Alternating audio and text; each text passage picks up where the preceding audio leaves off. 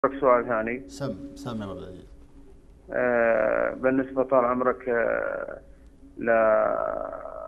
للوالدة. ايه. الوالدة. سم. عند طال عمرك أحد الأخوان، وهل يجوز نعطيها من شو اسمه مساعدة، ولا نعطيها من الزكاة ولا؟ تسأل عن والدتك، يعني يجوز تعطيها ولا ما تعطيها؟ إيه.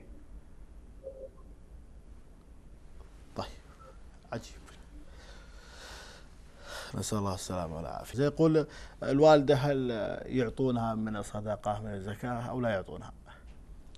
أنا سمعته يقول أتصدق عليها وهي أمه، فنقول يعني كيف تتصدق على أمك وأنت كلك لأمك؟ أنت كلك، أنت ومالك لأمك، أنت وأبناؤك لأمك، أنت وكل ما تملك لأمك أنت، فكيف تريد أن تصدق عليها؟ هي التي سبب وجودك في هذه، على هذه البسيطة، هي التي كنت تكبر في أحشائها وتثقل عليها، وهي تفرح بثقلك عليها لأنها تعلم أن كل ما ثقل وزنك عليها كلما قرب الفرج وتراك بعينيها، تراك أمامها. هي التي عانت من آلام الولادة وتعبت من آلام الولادة، ثم نسيت كل هذه الآلام حينما ضمتك إلى صدرها. هي أمك التي هي أمك التي ربتك وكانت تسهر عليك وهي تتمنى حياتك. وقد يكون منا، لا أقول أنت، ولكن قد يكون منا الكثير ممن يتمنى زوال أمه أو أبيه. هي أمك التي كانت لديها حاسة استشعار، لو اقتلبت في فراشك لاستيقظت من نومها وأتت إليك. ألا تتقي الله جل وعلا فتقول أتصدق على أمي؟ كيف تتصدق على أمك؟ أموالك كلها لو طلبت لها أمك فهي تحت أقدامها، وهي لا تساوي شيء عند أمك ولا تساوي شيء عند طلب أمك.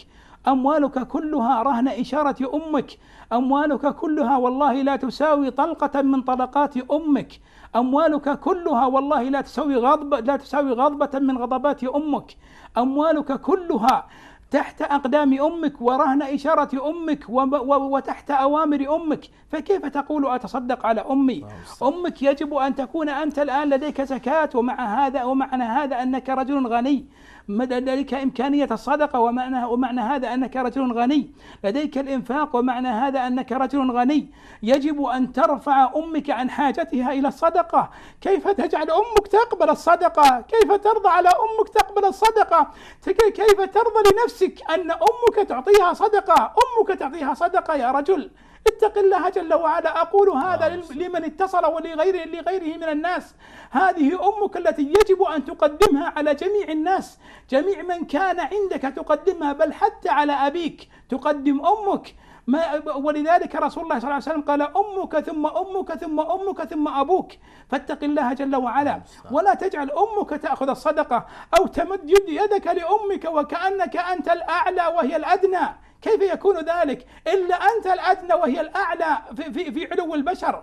فعليك أن تتقي الله جل وعلا وتحسن لأمك. تعال لأمك وقل لها هذا مالي وهذا حلالي وهذا ما أملك، خذي منه ما شئت وأعطيني ما شئت. أنت يا أمي مني علي بحلالي، مني علي بمالي، مني علي بممتلكاتي كلها. فعليك أن تتقي الله سبحانه وتعالى. وأقول ذلك لكل رجل ولكل إنسان. عليكم أن تتقون الله جل وعلا، ولا تعاملون أمهاتكم وكأنهن فقيرات يأخذن الصدقات حتى من أبنائهم، يتمنين شيئا يتصدق به ابنها عليها.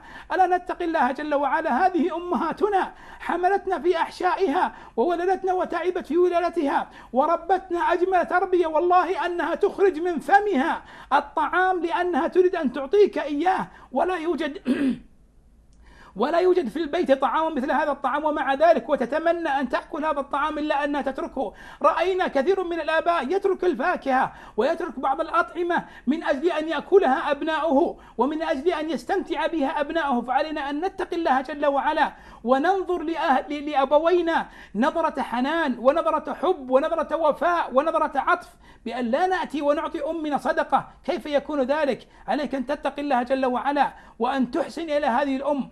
أقول ذلك لك ولكل من له أم على قيد الحياة. والله ثم والله لن تندم ولن تذوق الحسرة ولن تذوق الألم إلا حينما تفارق هذه الأم، حينما تدفن هذه الأم تحت الثرى، حينما تدفن هذه الأم في مقابر المسلمين، ثم تولي وتترك أمك، فإنك تحس بالفقد وتحس بالحنان وتحس بالفراغ العاطفي والفراغ الأسري.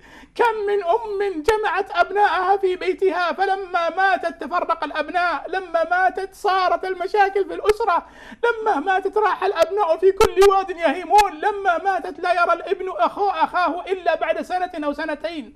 فعلينا أن نتقي الله، فوالله ثم والله أن هذه الأم هي أغلى ما نملك وهي أحب ما نملك، وهي التي لا يمكن أن نستغني عنها أبدا. نسأل الله جل وعلا أن يجمعنا بها في دار رحمته وفي مستقر رحمته وفي جنات النعيم. علينا أن نتقي الله بأمهاتنا، علينا أن نتقي الله بأمهاتنا وبآبائنا. ارجعوا إلى ربكم، ارجعوا إلى أمهاتكم، خافوا الله جل وعلا. كم نفقدها كلمة جميلة وكلمة رائعة، كلمة جميلة ورائعة: أحبك يا أمي، أريدك يا أمي، اقتربي مني يا أمي. أين هذه العبارات؟ عبارات والله أنها تفرح الأم ولو كانت السياط على ظهرها أن تسمعها. كم من أم تتمنى كم من امرأة تتمنى أن تسمع هذه الكلمة، ونحن عندنا أبناء يريدون أن يتصدقون على أمهاتهم وعلى آبائهم. فلنتق الله جل وعلا، لنتق الله جل وعلا. والله ثم والله لن ينفعك إلا قربك من الله جل وعلا وإحسانك لوالديك. فاتق الله جل وعلا وأحسن إلى والديك، أحسن إلى والديك حتى تفارقهم أنت، حتى تفارقهم أنت، لا أقول يفارقونك هم، حتى تفارقهم أنت. فاتق الله وأحسن إلى والديك أيها لكل من يسمعني أقول ذلك، والله تعالى أعلم. بارك الله فيك شيخ وسام في بعلمك، ونسأل الله أن يغفر لأمهاتنا كما ربونا صغارا ويجزيهم عنا خير الجزاء. وكل ما نقدمه في هذه الدنيا لهم فهو قليل والله في حقهم، ولا يساوي كما ذكرتم طلقة من طلقاتها أثناء الولادة. طيب أنا أعتذر للأخوة المتصلين من اتصلوا بنا لضيق وقت البرنامج، وبإذن الله عز وجل